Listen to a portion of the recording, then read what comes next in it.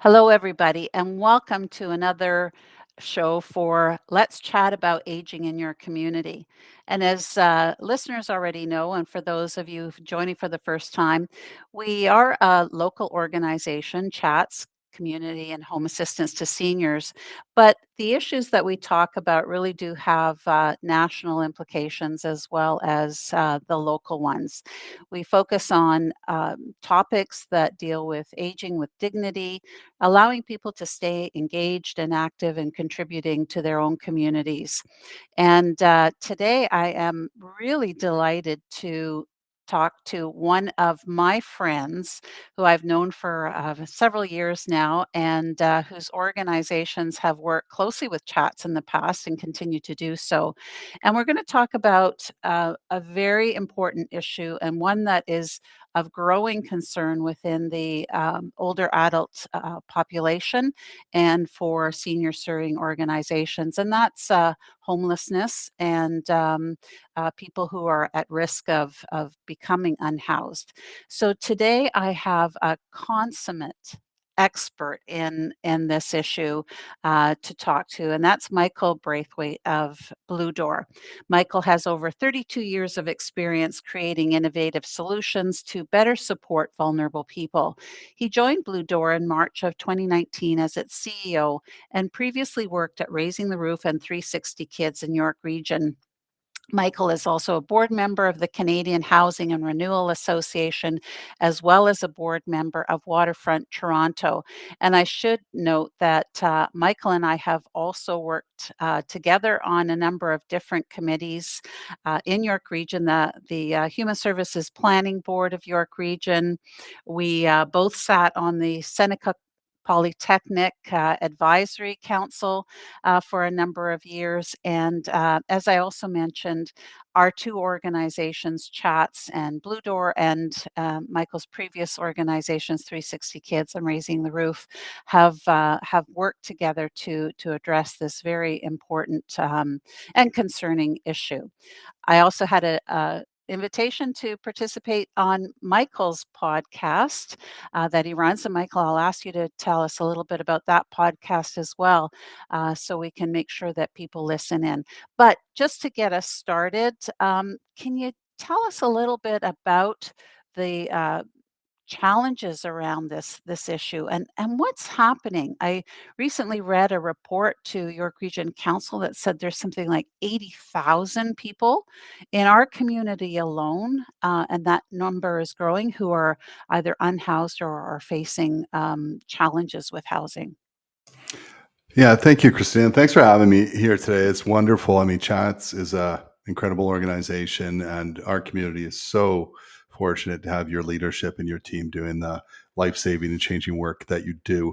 The report that you speak, so that's the Association of Municipalities Ontario last week through a consultant called Help Seeker, who does a lot of mapping of homelessness across the country. They do great work. They released that report that's had 80,000 across the province experiencing homelessness. And if drastic measures aren't taken, we can see that number go to 300,000 in the next 10 years. And, like to put some kind of, thought behind those numbers too, currently we've been using for years, we've been saying an estimated 250,000 across the country are experiencing homelessness. So it's a lot larger than we thought. And I think amplified by things like the pandemic, where, yes, all of us were affected, but vulnerable people, seniors, even more so. And we still see the effects of that. We knew, talking to experts coming out of that they said it would be a few years coming out of the pandemic where we saw the real struggles, our bigger struggles coming out of it, when people ran out of savings and different things are happening in the economy. So and unfortunately, we're seeing the growth of encampments across the country as housing prices continue to surge and wages really remain stagnant, right? So that what is called a rental gap continues to grow. It was like in the 90s, if you were on social assistance, Ontario Works, which is about $700 a month for a single person, about a $400 shelter allowance there, you could actually afford a one-bedroom apartment in the GTA. And since that's no longer true, of course, that number kind of sits around the same. It hasn't grown much, the amount of income for Ontario works, but a one-bedroom apartment now is closer to $2,000, so the gap is big. Mhm. I know I have, talked to people who are very concerned about losing their housing when their spouse or partner, is moved into long-term care. And where you once had 2 incomes, whether it's through Ontario Works or whatever, now you're reduced to 1. And as tight as it was with 2 people living in, for example, subsidized housing, it's impossible for one person to maintain, housing. And we're seeing that more and more at chats where, older adults, because of their life changes and situations, are really facing a crunch. What can we do about this? How do we address this? Well, I think there's a variety of different options. I think sometimes we look for that one size fits all, right, for housing. And the housing needs for seniors are very different than, say, housing needs for youth or adults with developmental disabilities, et cetera, right? Like different things. And I think for seniors, um, there has to be a variety of different options where they can age in place, age with dignity, age with supports. There's some cool stuff happening kind of across the country too, where you can match up, say, students. So we're having a huge student housing crisis, even at York University. Around they can't build enough; they never will. So what do we do? Also, affordability for students coming to school. So there's some great programs where they match seniors and students to help the seniors supplement their income for their housing, and at the same time providing the student with affordable housing. And the other benefit to it for both of them is it just takes away from that loneliness factor, right? And it links generations and just really cool stuff where they're helping out around the house. You have another person there. The isolation isn't there, but you're right. I think often too, the stigma around homelessness is that we see street homelessness in Toronto, York region, and we think that's homelessness, and it very much is. But I think what we're seeing more and more of now is exactly what you talked about: is just an affordability crisis where the cost of housing, food, and family breakdown. And what you talked about is a bit of a family Yes. breakdown where unexpectedly someone goes into care, your income situation changes, divorce, death, these things, and no longer can people afford housing. In fact, you need about $100,000 income to afford just basic housing across the GTA, right? So, and most people's pensions are not that. So, if that changes, if something happens, if medical care, all the different costs that go along with it, people, and we get these calls, as I'm sure you do, from Mhm. MPP offices where they're like, so and so, she's 82 years old, and she's going to be evicted tomorrow and doesn't know what to do. And to me, that's just horrifying and undignified and shouldn't happen. So I think there's a variety of different things that have to be put in place with social housing and prioritizing seniors on that list. Um, Also, to make sure they can stay in the community, they know where all their different kind of connections, medical, family, friends, anything are. Because often we'll offer housing, but it's like in a different community, 45 minutes Exactly. away where they're Mhm. isolated, right? Mhm. Yeah, and, perhaps no access to transportation That's if right. they have to move to a more rural location, for example, and a lot of challenges with that. I remember, Michael, in a conversation that we had, where you told me that people who are homeless or experiencing homelessness, age faster than the general population of older adults. And that presents some other kinds of challenges because I think you explain that one of the things Blue Door does is try to help people, through the transition of, you know, homelessness to actually finding opportunities to build job skills so that they can find jobs, so that they can find housing. Um, but it's challenging because, if you're dealing with an older adult who perhaps can't, is past being able to work, um, then how do they find opportunities for increasing income and making that transition? Well, I mean, hence that, when you read my the bio, it's in innovative ways, and I think, because of funding challenges, we're always forced to be innovative and creative, right? Otherwise, things don't happen.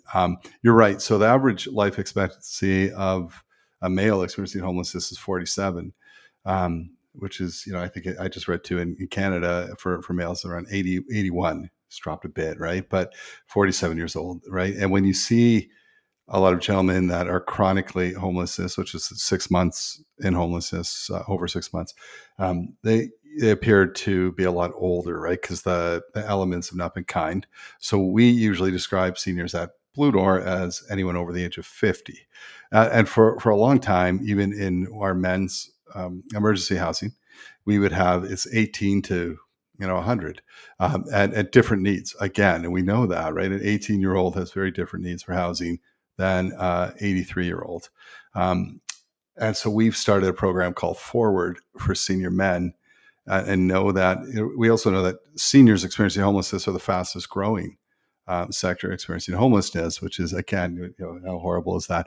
But we did that for two reasons. Number one, it's affordable housing, gives them options, but it also creates a little community for them. So there's 5, 6 men living together, sharing experiences, sharing a house, and they could live there for 6 months to a year, if and more, if not. Now, you're right around the income. We gear that 30% of whatever their income is.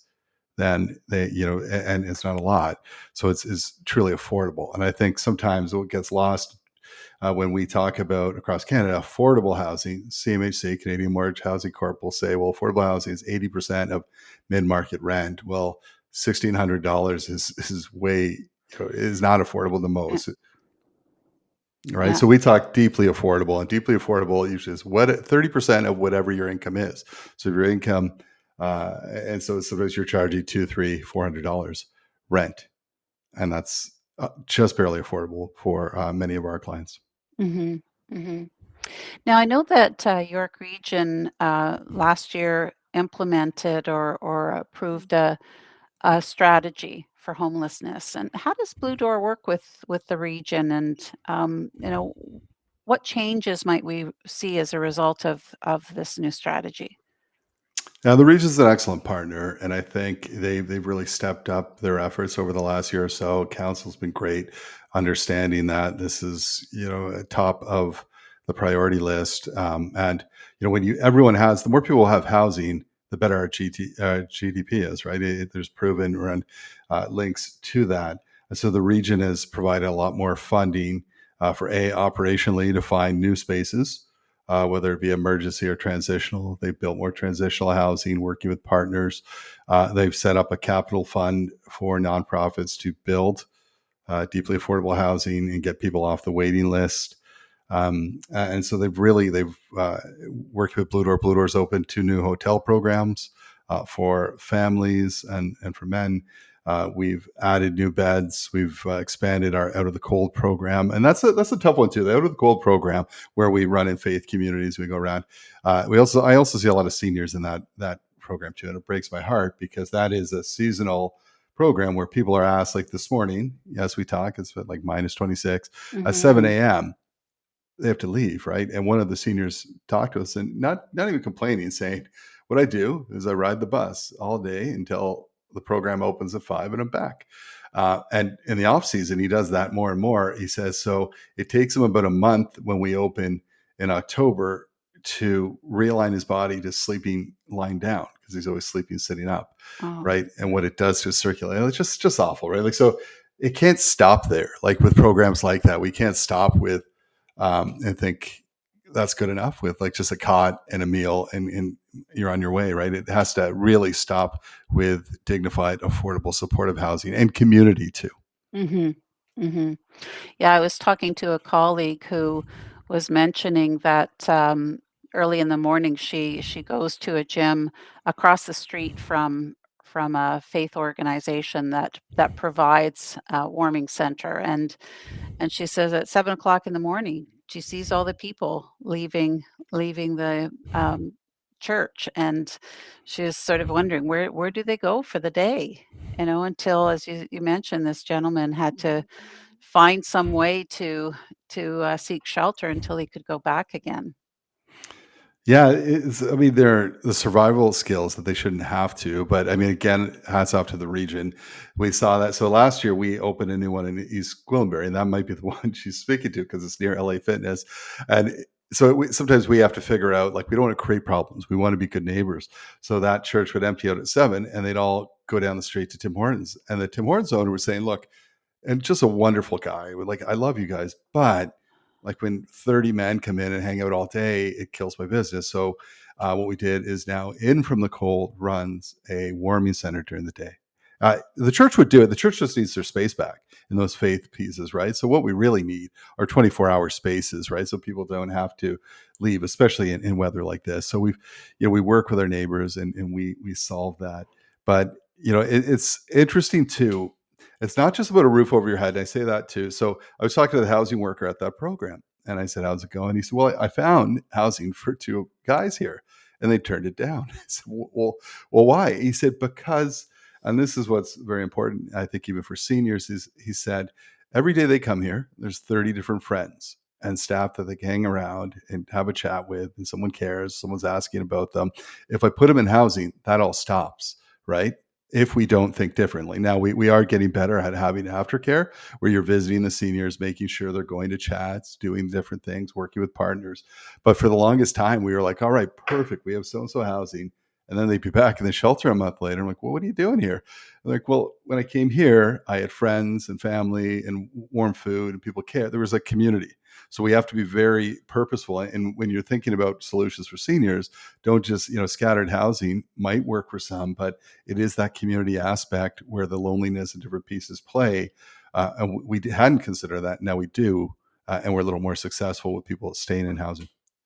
Oh my goodness, that is such an important observation, and one that, as you mentioned, and chats is very purposeful about social engagement and addressing loneliness. And you're right. I mean, there's no point in providing people with housing if they can't be involved and be engaged in their community. It's one of the reasons why Chats is uh, is looking to implement some NORC programs. I don't know if you're familiar with the NORC models, but NORC stands for Naturally Occurring Retirement Communities, Yeah. and these are areas where just more coincidentally than purposefully, a lot of seniors tend to live in either apartment buildings together, or they live in a neighborhood where the neighborhood has aged, and they continue to live there, and the opportunity to bring programs to them so that they don't experience that isolation and can take advantage of the fact that there are other people within sort of that older adult population that could have activities brought to them. So it's interesting to hear you say that the community that you serve is not that different in terms of needing and wanting Yeah. to have that social engagement, which is so important. And important to have partners like Chats who, like, so for Blue Door, for example, we don't have to reinvent the wheel for seniors. Chats is doing incredible work, but the link is our workers, what we call aftercare workers, have to say, okay, let's go down to Chats and see what's available, what you could go to each day, or what's in your community. And I've often said, you know, I I saw my when my grandfather died, and my grandmother was alone, very lonely. I think starting to sink into depression, and she went into kind of a seniors village and time of her life. Like, it just changed her around. We saw her light up.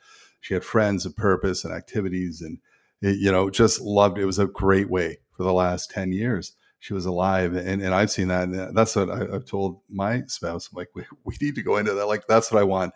I don't want to be isolated in some old home.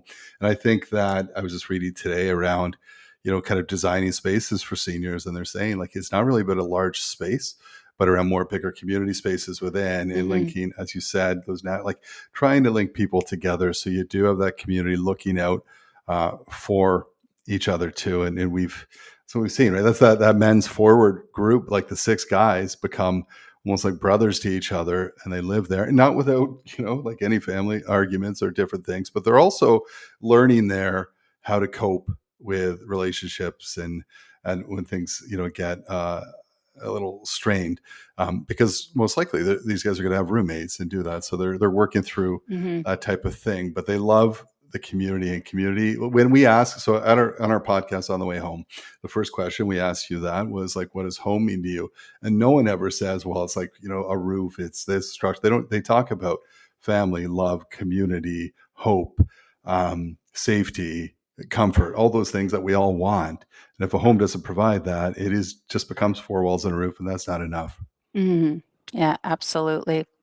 One of the, other programs I know that Blue Door has become involved with is, uh, through the Northern York South Simcoe Ontario Health Team, which Chats is a member of, to provide supports for people who, um, not just are going into hospital, but coming out of hospital, and how they how to help, um, that population make that transition. Can you tell us a little bit about that program?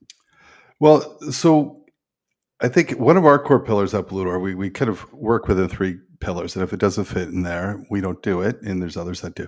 So we do housing, health, and employment. Now, housing and health are very much intertwined, and here's what we learned. So during the pandemic, we ran isolation sites, so people, vulnerable people that didn't have a home, that had COVID like symptoms or COVID, would come to there, and the region said we're going to have a nurse on site.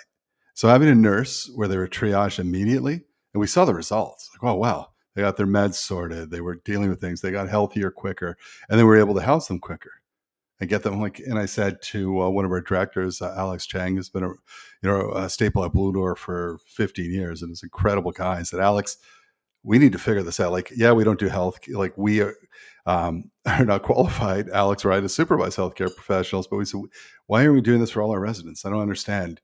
And so he said, let's do it, let's figure it out. And oddly enough, it wasn't paid, like our first kind of how we paid for it was not through where healthcare funding comes from. We TD Bank stepped up and said, okay, we'll let you hire, or we'll give you money to hire a part-time nurse. And it was incredible, the measurement of just by having a part-time nurse, our call. So we have a lot of calls to EMS, and here's why. Right, if someone comes to the desk and we're dealing with vulnerable people whose health has been neglected for years, and I see it. I see the incident reports each day.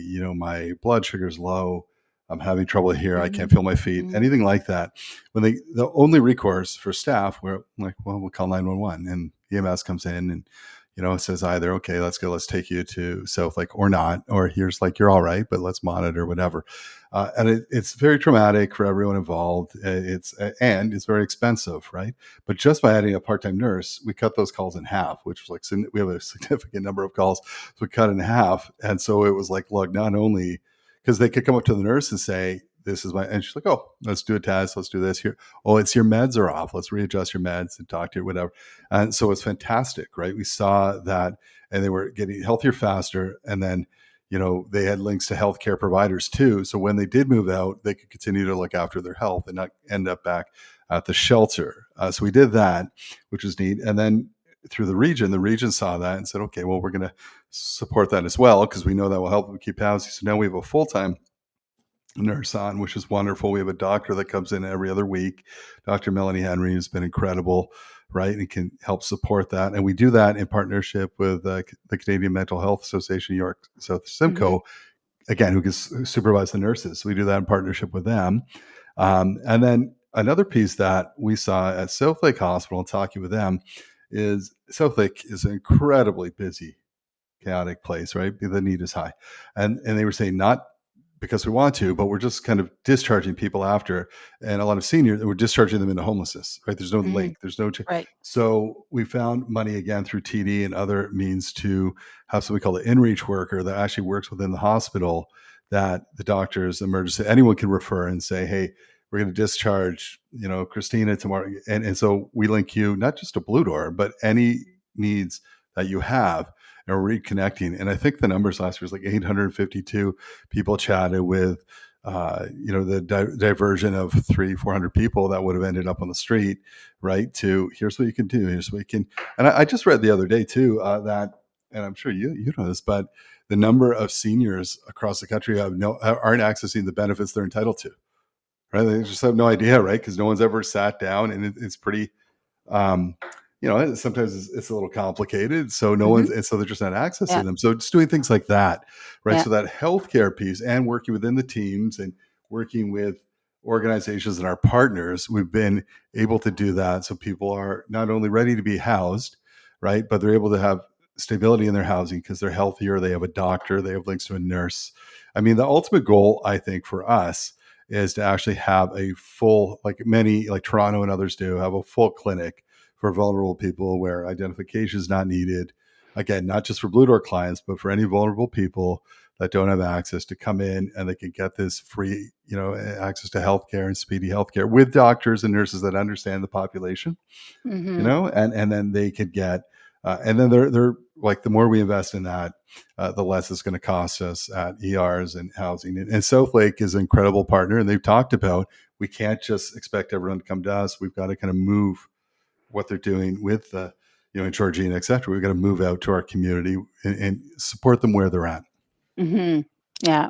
Very important because I think that, you know, um, hospitals are sort of destination buildings, Yeah. but a lot of people don't have an opportunity to get there, and so just neglect their health or neglect emergency situations because it's you can't always rely on EMS as great as our paramedics are in York Region.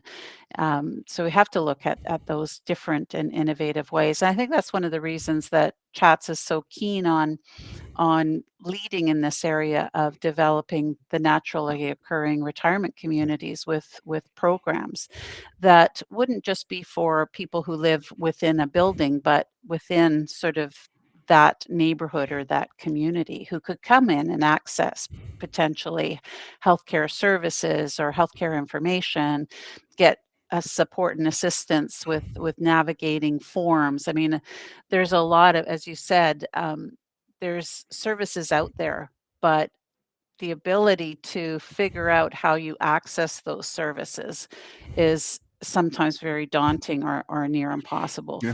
for people who are perhaps even economically better off or even from an education standpoint better off. It's still difficult, so if Yeah. you're in a vulnerable position and living precariously, it's just almost impossible. So there are these opportunities to be innovative and for our organizations to work together closely on this. We Yes. don't, we're not competing. We really are looking at ways we can use our very limited resources in better, more creative ways in partnership, which is one of the reasons I've always loved working with you, Michael, because you know that's your way of thinking. You're always looking at how can we work together? How can we partner together to make things better for the people that we serve? Well, listen. I mean, Chats is established. You are the experts, in my mind, in all things seniors, right? So we don't need to branch in and start offering seniors programs because you do. Why would we duplicate and then compete for fun? Like, it just makes no sense when we have good partners in our region. And I love this region. I think we're very good at that. Like, everyone kind of says, "Here's our lanes, and let's work together to connect those lanes." One of the things we're doing right now, Christina, that's interesting. So we know that, yes, we have to build all this new housing, but we also know that we're losing a lot of affordable housing just to crumbling infrastructure, or people buy it, fix it up, no longer affordable. And so we've started this Housing for All Land Trust, where we're either developing housing or kind of getting buildings and different things donated to it. But it's not, again, it is not Blue Door specific. So that's where we want to say anyone working with vulnerable populations. So if we get a number of scattered sites, if we have 6 units in a building, we could approach Chats to say, do you want to like, we're going to lease this to Chats, and like, here's the baseline. You can only charge 30% max rent, but you decide how that's going to run, who goes in, what program you want, like, if it makes sense. So you have affordable housing for your clients and you can do something Mhm. there, or 360 kids for youth, or Andrew Fagan over at Community Living for uh, adults with developmental disabilities, right? So it's vulnerable populations. and keeping them in the community and having that trust. And when something goes into the trust, that remains affordable in perpetuity. That's the idea. And the more units we get, we actually have someone with real estate knowledge who's saying, yeah, we've got these 4 scattered sites. We sold that. We can buy a 60 unit building. But we also want to Mhm. create, I mean, part of it is not like if you were to do a seniors community, we would, if we were to do something like that, we'd say, let's do mixed income, right? So Regent Park's a good example. We wouldn't do, hey, let's have 150 deeply affordable. You want a mixed community because those communities thrive where people don't know who's paying what and what's going on. The region, even at the hub in Richmond Hill with 360 kids, they have a building there that are mostly seniors and it's mixed income. No one knows what's paying, and it's a beautiful community, right? Yeah. So it's doing things like that. But the land trust, we hope, will create new opportunities for all our partners to make their lives a little easier and to support their clients who are vulnerable and need that affordable housing. That's a great opportunity and initiative that is so desperately needed in the community. And hopefully we'll see more of that develop. Michael, as always, the time has just flown by, and unfortunately, I'm going to have to wrap up for the program today. But want to give you an opportunity to tell us how we can get in touch with you, where people can get more information about what Blue Door does. Anything else that you'd like to share? Some of your social handles. Sure. Yeah. So, I mean, easiest way to find out all things Blue Door is bluedoor.ca. We're on all kind of social media channels, right? Under either Blue Door Support Services, Blue Door Services. Um, on LinkedIn, etc. If you want to see the On the Way Home, if you ever want to listen to the On the Way Home podcast and check out Christina's episode, it's a great one where we have a panel of amazing people, and it's on the way home .ca, or you go to YouTube and look it up. That's where the videos are. But we've got just the whole idea around our podcast is really to create conversation around, yes, these are the biggest challenges, but there's people around the world, right, that are actually doing great stuff and Hmm. solutions, and there's no reason we can't duplicate that anywhere. So it's Hmm. sharing information, and so I nerd out over this because I get to talk to amazing people like yourself and be like, oh, I'm going to take that and use that in New York, or that's so amazing, and so it's cool. So check us out there, and I think that we've got 155 people at Blue Door. The people doing the real work on the front lines, day in, day out, supporting everyone most vulnerable across the region. Just a shout out to them because they're doing the heavy lifting. They make my job easy. And thank you for you and your team for doing what you do. Well, thank you, Michael, for being here today, and thank you for all of you for listening in to our chat about aging in the community. Very serious issues that I think we all need to be aware of, and looking at ways in which we can do our part to address the challenges of ensuring that everybody has the right not only to a home but for safe housing and an ability to stay involved in their community because they all have an opportunity to contribute, and their contribution is valuable. Thank you for joining us.